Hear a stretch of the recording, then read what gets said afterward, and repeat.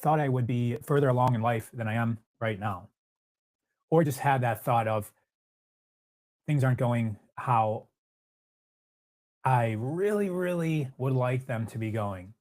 There's a way that we can determine how we are in alignment. And we're going to be talking about some questions that we can ask ourselves today in this session. And so we're going to be asking ourselves questions so that we can determine our inner desires. And a lot of times when we do that, we impose limits on ourselves. So the part of our brain that keeps us safe comes in and says, like, no, no, no, you don't have enough money for that, or you weren't raised with that skill set, so you'll never be able to have that, or it's impossible. And that's okay if we if we can take that part of our brain and just put it on pause, then we can really figure out what it is that is pulling at our heart. One of my missions is to facilitate and support people to expand into what is really deep within their heart, because we're all not concerned with, we're all not wishing for the same things. If we all were doing life in alignment with self, then we would all fit together in a perfect harmonious unit. And I feel that it's our responsibility for us to reveal and excavate what our true calling is. That's where our zone of genius is, and detach from the things that are not our zone of genius, and all of us be operating within our zone of genius with purpose, with passion, with enthusiasm, so that we can rise up as a human species with everybody doing what is internally true. And that's possible. That's why we're all different. Some of us like to win, some of us like to support, some of us like to be the front person, some of us like to, someone said tree hugger in the comments. Thank you guys for the comments. Oh, they said it twice. There is, can we get it 3 times? Yeah. So trees, that term tree hugger is just like the term conspiracy theory. It's made to discredit people, right? And I honestly, like, anyone that calls someone else a tree hugger, I invite you to go actually like communicate with the tree, because it's really easy to do. First, you start by just looking at the tree and noticing the tree, notice the patterns, notice the bark, notice how it's not particularly beautiful from a human standpoint, right? But the tree exists perfectly as it is without even a conception of human beauty, because trees have scars and they're crooked and they're not even.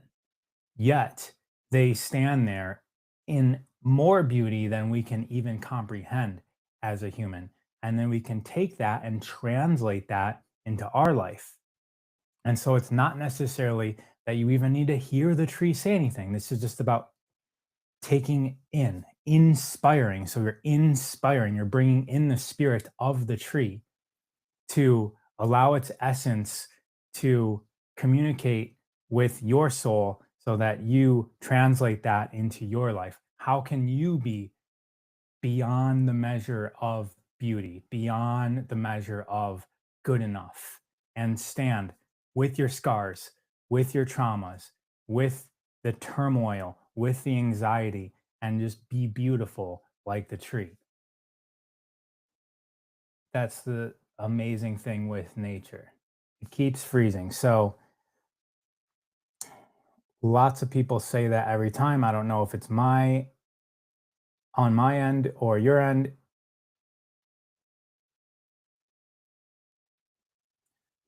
So let me know, guys, if the audio is good or not. If it's not, I can restart this whole thing. Questions to ask yourself to make sure that we're in alignment, right? There is humongous storms in LA after a whole week of the most gnarly spraying fake cloud sky I've ever seen. And I was just out in the rain to see if I could feel anything weird on my skin, and I definitely do. So I can't wait to take a shower. All right, perfect quality on my end. Seems fine to me. Good. All right. So those who cannot see or hear or so look, I've got this whole whiteboard that was from my self-expansion app members for this week's exercise. And on here are 4 questions. And these questions are what we use to journal before we do our energy and physical and breath work practice. And actually, this week's practice is really badass. It's about directing gravity. So first we figure out what is truly deep within us, and then we play with gravity. We make ourselves heavier first with a series of exercises, and then we, instead of just heavy and light, because we can play with that, right? If you guys are seated or standing right now, you can make yourself heavier. Just direct your energy down. And those of you who do jujitsu, I don't, but I used to back when I was an athlete. I used to train with these guys who were like, they were the guys that would train the military, like special forces on like bad stuff, like how to end lives. And so it was almost like beyond sport, but we would notch down and do some sporty things like MMA and jujitsu a couple times a week. But mostly it was like about how to protect yourself in gnarly environments. Um, but through just hanging out with these guys, I got an opportunity to roll with, I think he was either first in the world or third, second, like one of the top 3 jujitsu people in like my weight class in the world. And this guy felt like he weighed 500 pounds while being on top of me. And he could redirect his weight. And so that's something you do in that sport, but we can do it just on a daily basis by just making ourselves heavier and then making ourselves lighter by just enhancing where our energy is flowing. Obviously, we did a lot of practices to make that more easier to steer, but the cool thing that we also did was bring our energy into our navel center. And so rather than directing your energy down, like depressing your energy or levitating your energy to shift where your gravity is, we also directed our gravity into our navel center. So we actually felt like a gravity of of time and space coming into our navel center. We can also do that with different aspects of ourself. We can pull in all that's around us, this matter, into our navel center or our throat center and our heart center. All right. Was freezing in the beginning, but it's good now. There was a saint nun here in Greece, Gaudia nun, Gavria, I don't know how to say that, who gave her greetings to a tree of a monastery away in India helping the poor, but she sent greetings to a specific tree. How intriguing. Yeah, I mean, hi, room, get fake 9/11 plane video anonymous. There's uh there's a story I tell about a tree helping me find something that I lost in the woods and like yeah, but we're not going to get into that. So back to how to make sure that we're in alignment because with alignment between our heart, our head, our gut and our body, our fascia, we have an ability to influence more. So if you actually look at fields of energy, when one field interacts with another field, they merge. And the field that takes over the other field is the field that has is more powerful, has more alignment. The same thing happens with humans. Heart Math Institute did a study. They looked at an apartment building and they started seeing that people are influencing the emotional patterns of apartments around them. I feel it with my dog. My dog's around, wants to go outside, wants to go on a walk, wants food, whatever, getting really anxious. I'm feeling that anxiousness within me. It's I would say 5 times worse with my baby. When my baby's crying because it wants to switch, and I ignore her for like 5 seconds because I'm like trying to finish an email with one hand, typing or like trying to do something on my computer while holding her, but she wants me to like walk her around, but I need to stay still and do something. And then she like turns up the, I don't even think it's volume. It's just like the I just feel her emotions get really, really aggravated. The way that I feel it is I start getting aggravated, like super aggravated. And then it translates into me getting aggravated with her. It's like this weird thing because I know I'm not. I'm just feeling her emotions of wanting to switch positions or wanting to feel things different. And then it just like, it's like gets displaced into her.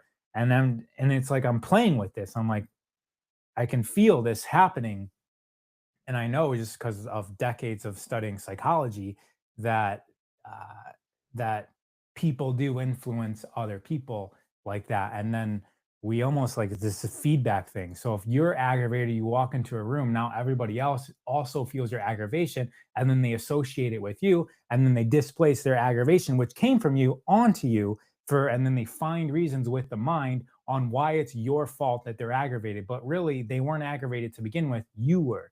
And then it just snowballs because now they just give you something to be aggravated about because they brought something up, and then it just goes on. So the same thing, I don't even know why I started talking about that. Same thing happens with,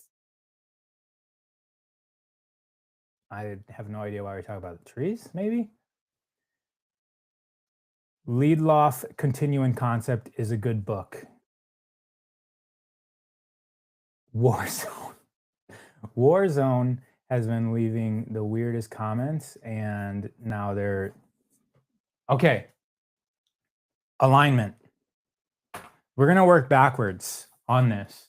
So the last thing we asked ourselves in our self-expansion practice was, what would you what what do you crave more of in your life, is a better way of asking it than how I put it here.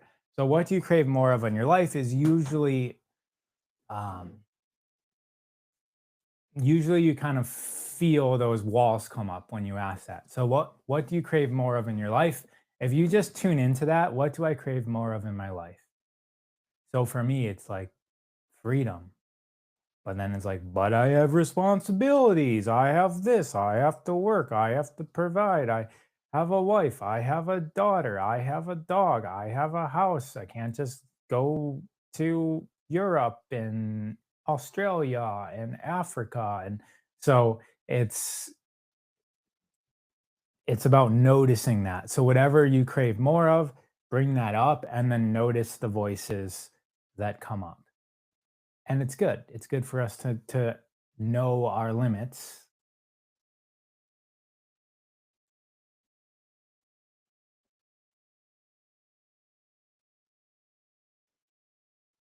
Book on babies and parents and attunement, I mean.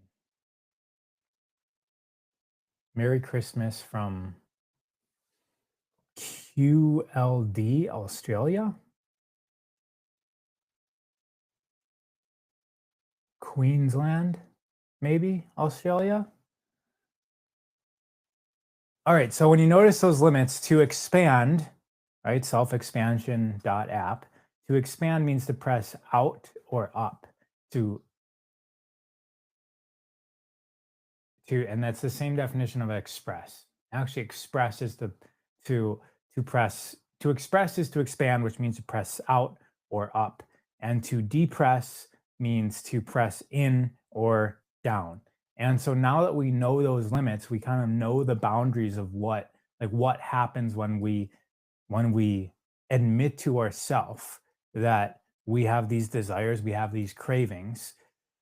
Now we push back, and we push back by just asking questions like the third question we asked, which is going to be our second. Oh no, we're still in the discovery process. So the third question is so it's about more of those limits. What do I crave that I find myself labeling as immature or unrealistic?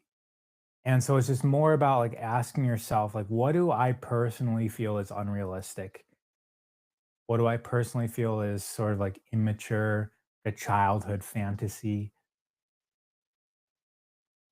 I mean, I really do think that me just like going and traveling all over the place is a little bit unrealistic and immature. Just getting up and going, it's kind of like ignoring responsibilities. So when you reveal that, then we can start pushing back.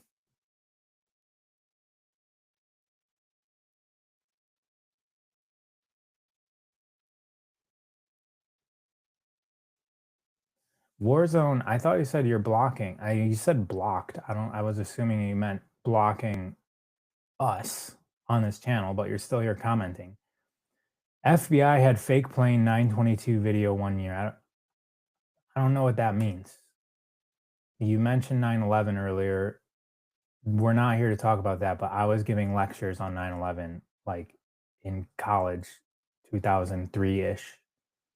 So I know like I've been singing that song for a really long time, to the point where you just feel like the governments have all and the elite have they have always been narrating the script and the program.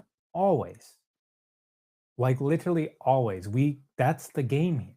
Think about Socrates, Plato, all of these people that we know of, they are Jesus type figures. Like Plato didn't just come up with Pythagorean theorem. Mathematics is the background architecture of reality.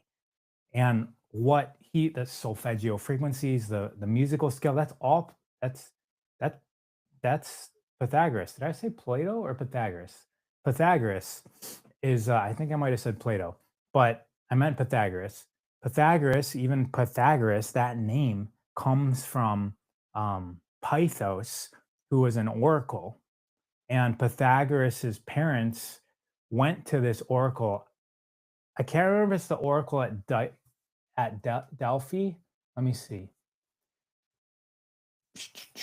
Pythos oracle. Just Google this. Um, Pythagoras.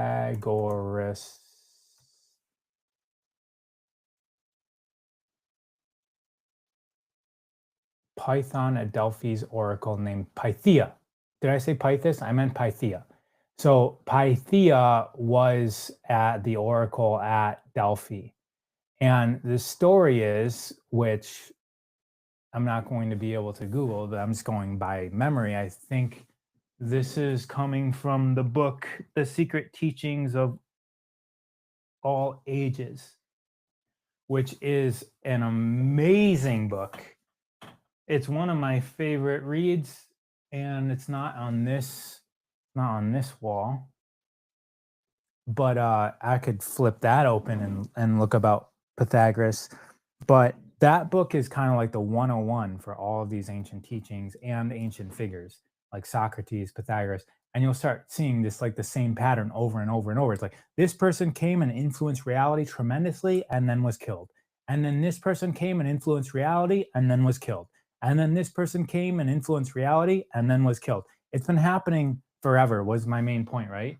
But back to Secret Teachings of All Ages, it's put together by Manly P. Hall. Manly P. Hall has a school in Los Viles.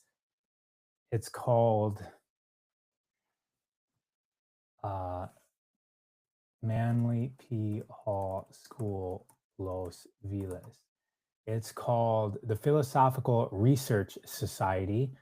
And there's a library there that you can go to one time a week. I think it's open either a Tuesday or Thursday from like 1 p.m. to 3 p.m. It's open 2 hours, something like that.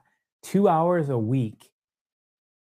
Then you can go in and access this library that has extremely old, rare books that you have to like ask to see them, and like the pages are falling off. You have to like be really careful with these books because they're a lot of them are original as well. But people like Einstein and Tesla used to go to this library to discover and excavate the truths of reality. I really love these tangents we go on. It's really just me going on them. Trump shows how corrupt the US government is. Oh, so that's where I was at. It's always corrupt, guys. That like government is not meant to help us.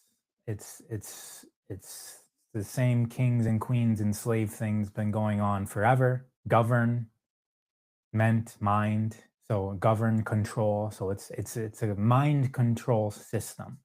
And they use programming like television, and they use the medical industry, the healthcare industry, the food industry, the popular culture to control the mind of the people. And at that level, influence is what's important, not like influencer type things, but influence. So at these top levels, and I know people that have sat at tables and had and been in meetings. One guy in particular came out like the most depressed he's ever been because it was revealed to him that like, yeah, no matter what we do, like they're still calling the shots. Uh, but what's important to them is not money, not necessarily power, even though power is what this next thing is, but it's influence. It's the minds of the people. How do we direct people to emotionally and psychologically and even actively, how do we direct them into certain directions? And you see this with like something like 9/11. After 9/11, I left. I was working in a machine shop part-time. It happened. We got to leave, but I didn't leave because after working in Midland or no, Redford,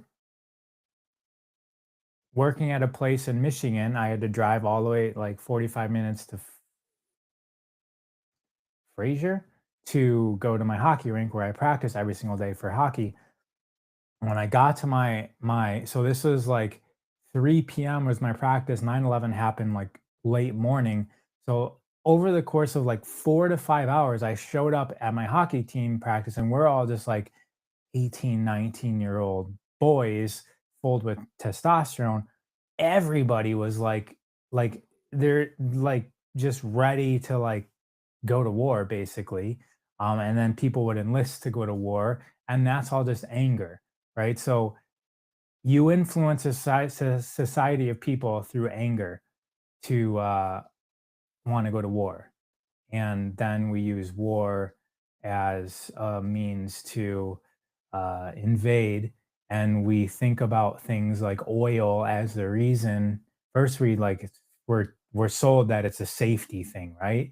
And then we realize that like these places that we're going is it's like it's the oil. And then it's like you dig a little bit deeper, it's like, oh, these places that we're invading and saying that it's for our own good, it's like these are the countries that are resisting the central bank. And then so we think it's about like this money thing. And then we also realize that these are the places on earth that have a lot of the museums that have the devices of the extraterrestrials. And then you get into like, well, who's actually running this planet? And when you get into the ET thing, then you realize why it's always been this way. Like why there has been a ruling class ruling over human humans on this earth, because it was never really just humans evolving naturally to be humans. It's like there's classes of beings that rule over us and tell those in control they have to answer to these different levels of reality. And that's a rabbit hole we can go down to. And with all of that said, it doesn't matter that it's happening because we all equally get to. So after looking into this for so long, you realize that like fighting it actually is the point. It is giving them power. So rather than discovering things and becoming an activist and using your energy to be angry and think about destroying, we really realize that the reason why it's so important for them to influence the masses is because the power is within the masses.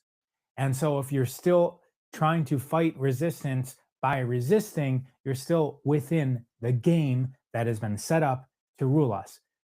And if we shift and look within and start to do what is coming out of us, is exuding out of us, then we move to a different game that we create. We create the game, and the rules and the walls and the boundaries and everything else that's associated with the old game falls apart because we're no longer choosing into it. This is called, in some circles, this is called framing. So you can frame conversations to rule over another person. This is what, like, a lot of the like date doctor dudes try to do, is they go into situations and they frame a social dynamic so that they're the one who's on top, and everybody around you, women and men around you, are within your frame. And so that frame concept can be applied to like a government. They frame what our life looks like, and then we participate in that frame. And it's up to us to choose out of that frame. That's a matrix. That's another way of explaining this. It's a matrix. A frame and a matrix are similar words, mean similar things. So if we step out of the matrix into our own matrix and our own frame, then the other frame just ceases to exist. The governments exist because we believe in the government. We support the government. There's enough of us that support the government that we all just keep on following the rules. And so if we all reach inside, which is what the whole purpose of this session is, and we excavate what's truly important to us, then we develop a new frame. And if enough of us do that, it's really not even enough of us. It's literally just us. If we do that if you do that for yourself, your reality shifts. Period. Period. You don't have to even hope that other people do it, because that's just a limit, because we are all creating our own individual realities, because none of this is real. This is all energetic, and we're harmonizing to a certain reality. Just like our computer screen is a function of what we do, what we click, what we press. And then out of nothingness, out of unmanifested, it becomes manifested onto the screen. That's how reality works. Out of an unmanifested space, we bring into energy matter. We slow energy down enough where it's now perceptively physical. And it happens with each of us. Number two, if I inherited $900 million, what would I be doing? The reason why that question's there is because money is monai, right? Monolithic eye. Money is the all-seeing eye. It's what controls. It's the control. Yes, it's a form of currency, which is current of energy, if we use it that way. If money is set as a limit, when we're thinking about what we crave, if money is the edge of the boundaries, then it's the story that we're letting frame our limits. And so we have to push back those limits, as I was saying, expand, express ourselves, so that we can discover what our true goals and values are, gain insight on most authentic goals plus values. What energizes you? What matters? What values are being underexpressed? So this $900 million question, if I inherited $900 million, what am I doing? This isn't about planning and expecting this potential future. This is about excavating what your actual values are. So when you ask yourself that question, you release those limits and those boundaries, you release that frame. You say, if I inherited $900 million today, what am I doing tomorrow? Think about that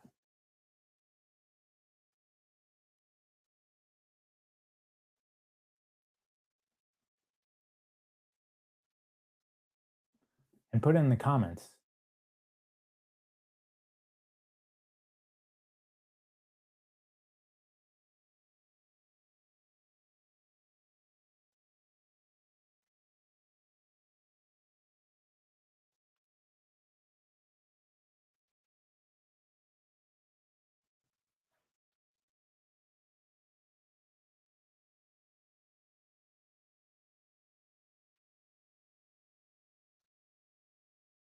The next question is similar if fear wasn't a thing.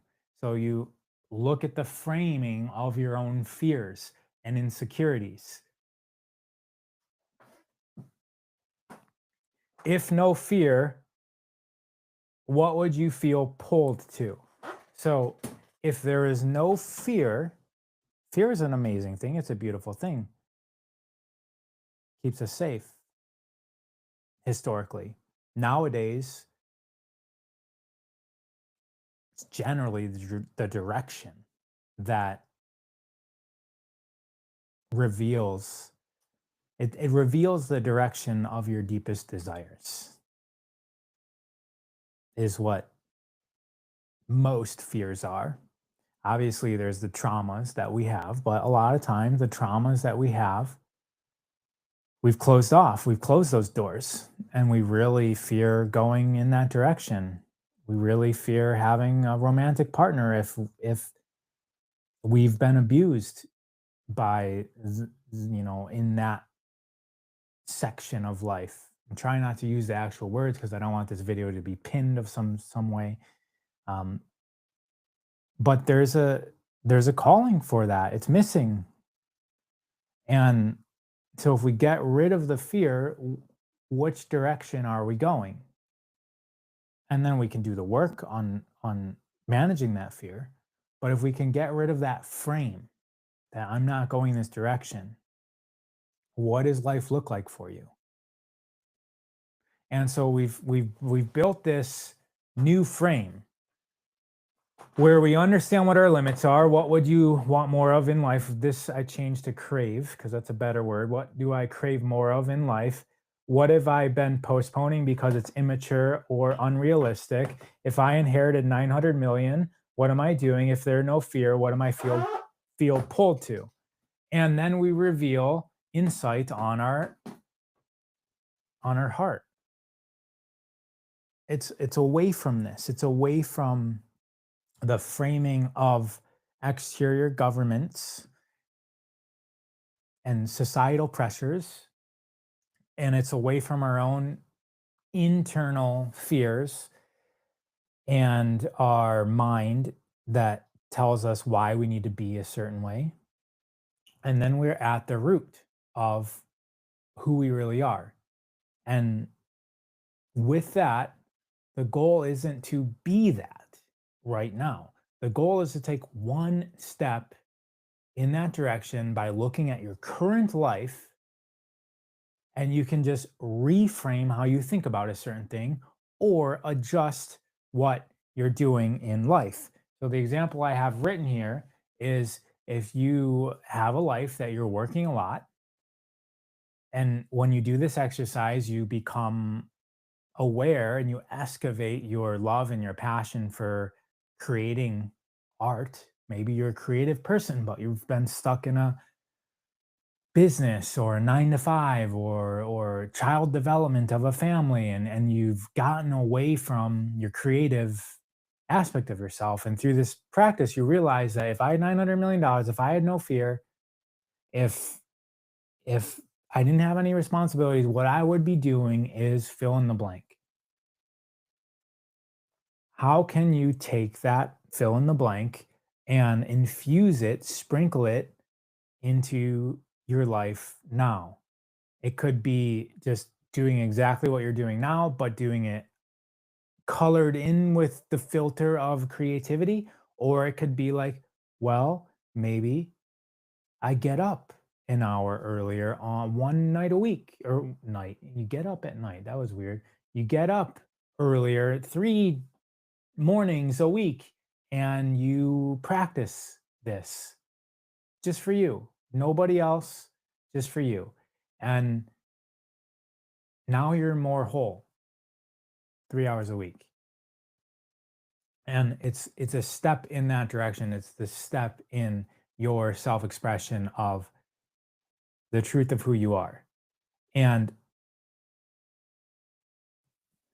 buying property to build a wellness center that everyone can access is what someone said for 900 million.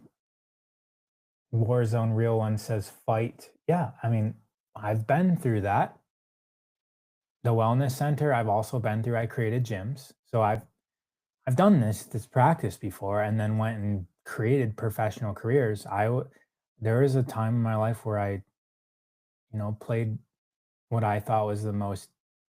This is before MMA was really a thing. I was a hockey and I was like the fighter and I fought sometimes 3 times a weekend.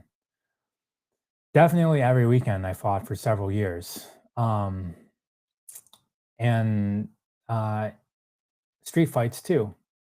So if that's what's pull like in you, then go express that, especially if you're a man. Sometimes you got to go through that chapter. Support transformative, sustainable projects like Zach Bush's organizations. I've got one you can do. I mean, Bush talks a lot about glyphosate,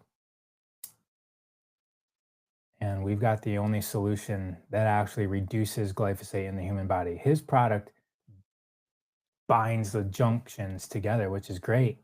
We've got a product that actually removes it from the human body. Tip Delta Team or SEAL.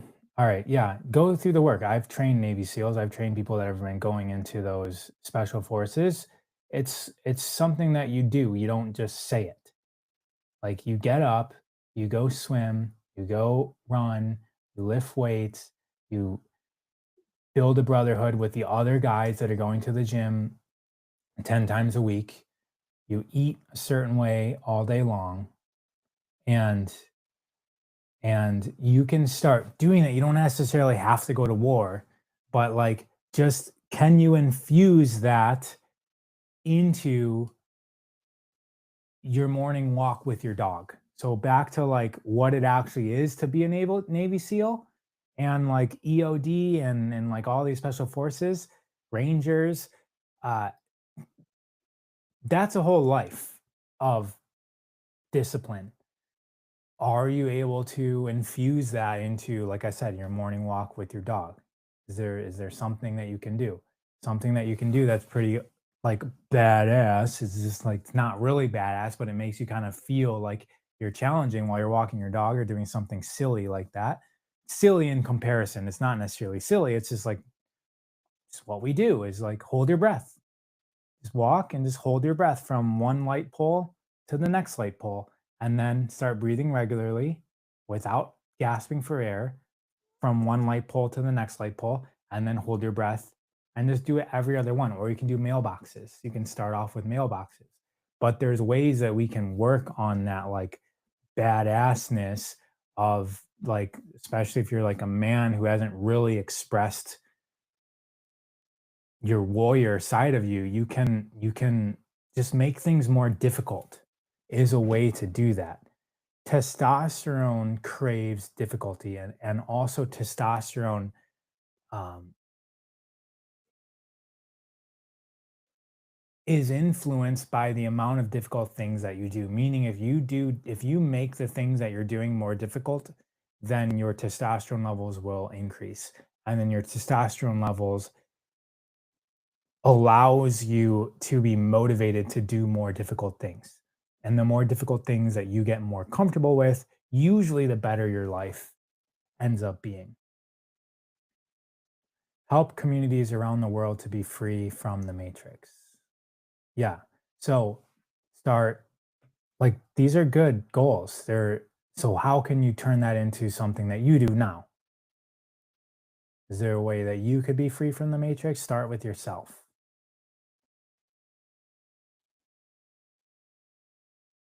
I have it. Hold air 7 minutes. Yeah, I mean that's in this book, Breathe, there's oh look, Buteyko. If you guys aren't familiar with the Buteyko method, so that's kind of what I was talking about with the walking. Buteyko isn't necessarily about maximum holds, but it's about less. Like, are you able to breathe less and still be comfortable? So there's like a thing where you go for maximum holds, like kind of like Wim Hof and breath retentions where you're going to your max. And then Buteyko has this philosophy where you stay within your realm of comfort and then you expand that. And so you're not ever really going to max, you're just expanding your realm of comfort. So you never huff and puff after. You just keep your breath quiet, imperceptible to your own ears first. So, like, can you breathe without hearing yourself? And then eventually, it's can you breathe without feeling yourself? This is a pretty decent book. He also wrote another one called Deep, which that's actually what I wanted to look at, but I listened to Deep on Audible, so I don't have the physical book. But in Deep, he talks about these these people who dive for oysters and they hold their breath for like 20 minutes and they're just not interested in being experimented on or studied because it's just their life and it doesn't benefit them to be hooked up to machines and things. So they don't feel like it's an achievement at all. It's just what their people do. 74 kilograms and 6 foot.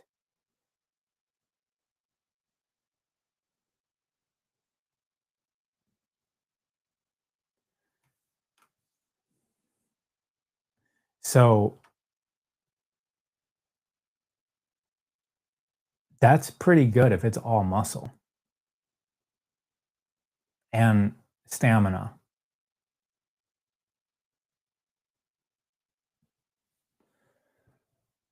I feel like it's a little lean though.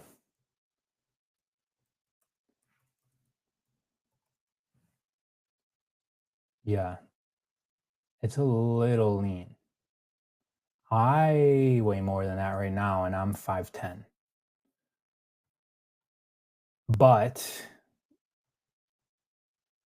yeah, as long as you can carry 100 pounds on your back constantly, then you're pretty good.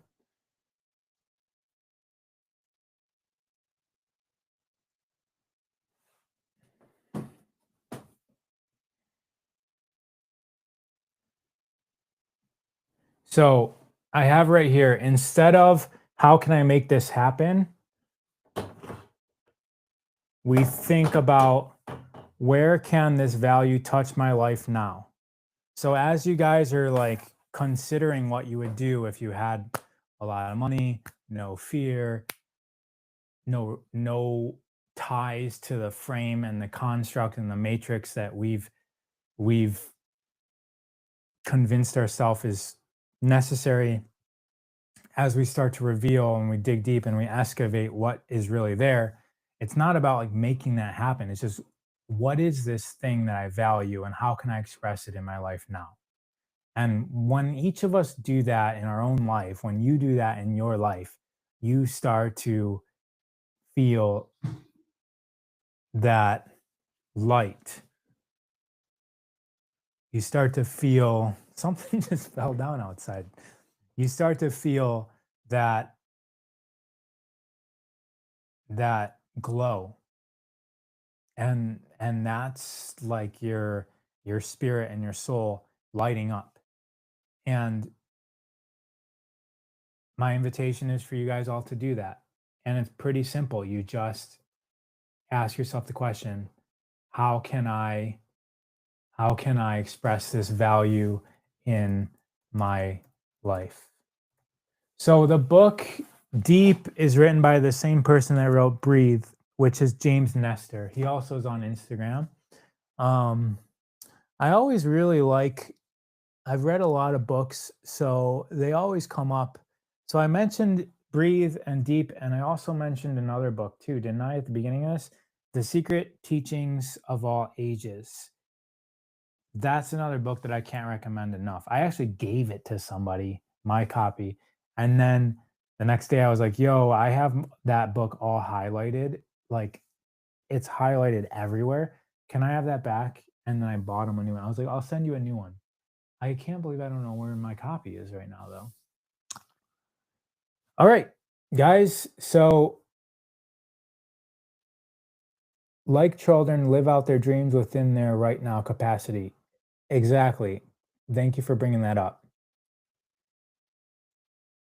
And they do that a lot by imagination, right? And we can call imagination meditation and even visualization and eventually intention. And we can infuse this intention, so we become intention with this reality, and we just let that tension be there. We are aware of it, we're aware of that we're really an artist, we're really a world traveler, or we're really a fighter, and we let that warrior aspect come out, right? Like, if or we let that creative come out, and we can even sort of like start to shift our job to maybe something that's more in alignment with what you truly value. And sometimes that means you make a horizontal move, sometimes you go down a level, and sometimes you go up a level. Sometimes you create something completely new on the side that actually would eventually become your empire, your theme. This is your theme of life. And these things change. I mentioned earlier, I was a warrior at one time in my life. Absolutely no interest in that right now. I feel like I went to the end of that expression within my construct that I'm comfortable with, right? Like, I don't necessarily feel like killing people for any reason, especially a government that's manipulating why we're doing that. Um, so I definitely never enlisted or went in that direction, but I did do a fair amount of fighting and conquering and competing up until I was like 35. And then I realized, like, okay, I don't even know who I am besides this. I've stood on top of podiums within, like, I've been the best in many competitions, but who am I besides this? And then you kind of like, that becomes interesting. You're like, I've expressed enough of this phase of myself. What else is there? And that's what I'm saying. If we don't even do that, then there's like all of these chapters that we never really unlocked in our life. We just kind of longed for one thing. And because it never gets expressed, we never move on to these other archetypes within ourselves. So if we express the warrior or the creative, and actually, because I used to own gyms, I met a lot of people, and I was like it was like a hardcore gym with a hardcore coach. Like, I would talk to people like they were, it wouldn't be politically correct. It would be more of like life or death type talk. Like, you're here to get better because it's going to make you better at life so that you're a better parent. And because of that, I'm going to hold you to the utmost highest standards and integrity of your form. And if you're coming here every day or not, are you being lazy? What's your diet like?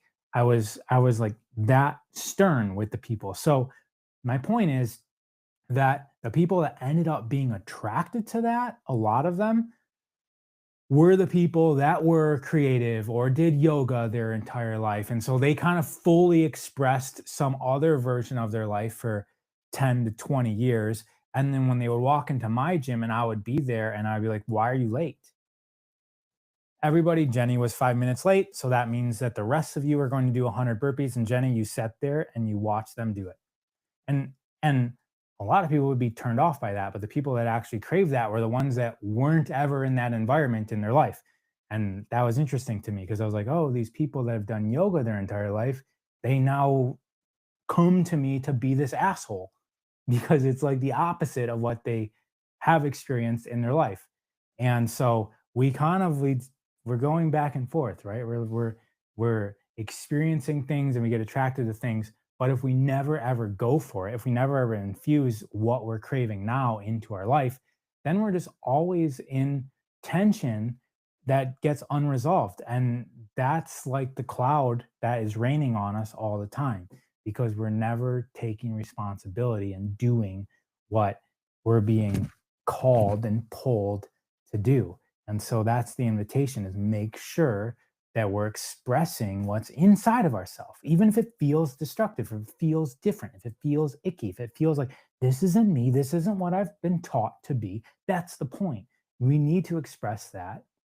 Should I say the word need? That's really strong. We get to express that so that we can move through it into what's next. Maybe that would reveal or train us or develop us to be more enhanced for the next thing that is behind that. And it just all comes down to presence. Like be present, answer with presence, act with presence, think with presence, emote with presence, express with presence, connect with who you currently are.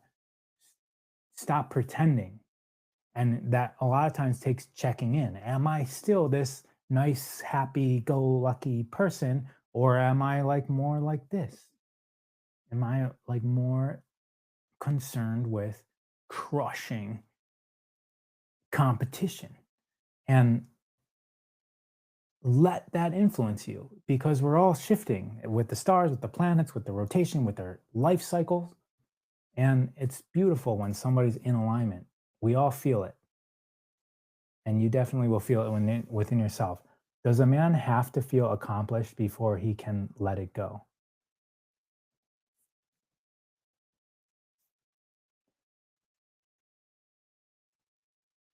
I think if you're even concerned with letting it go, then you already are feeling what's next. And so you can listen to that and not be so worried about accomplishing what you set out to accomplish because that's just tying you into that frame. And that's a limit that you're unable to let go and detach and do what's next.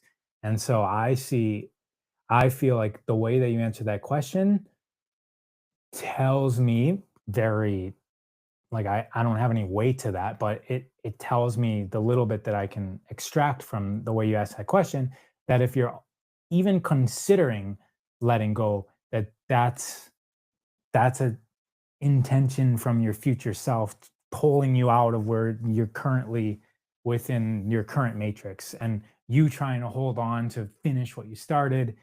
I'm not trying to use words that you're like this may or may not be ringing true for you, but just let go. We don't have to finish things. That's just the program. Like you must finish your test and then you must get a grade and you must finish this grade to move on to the next grade. That's all just a program that's infused heavily into our life. That's a very good answer. Thank you. Okay, awesome. Guys, tune into yourself and do and act and emote and think and connect and express with what's there. Be who you are. I was going to start a brand once, but it's like doesn't mean anything. It's called Beings Be Being. Beings Be Being. We're just a whole bunch of beings that are being. And that's the best that we are is when we're being who we're being. So I'll leave it there and thank you all for tuning in. Have a good end of the year.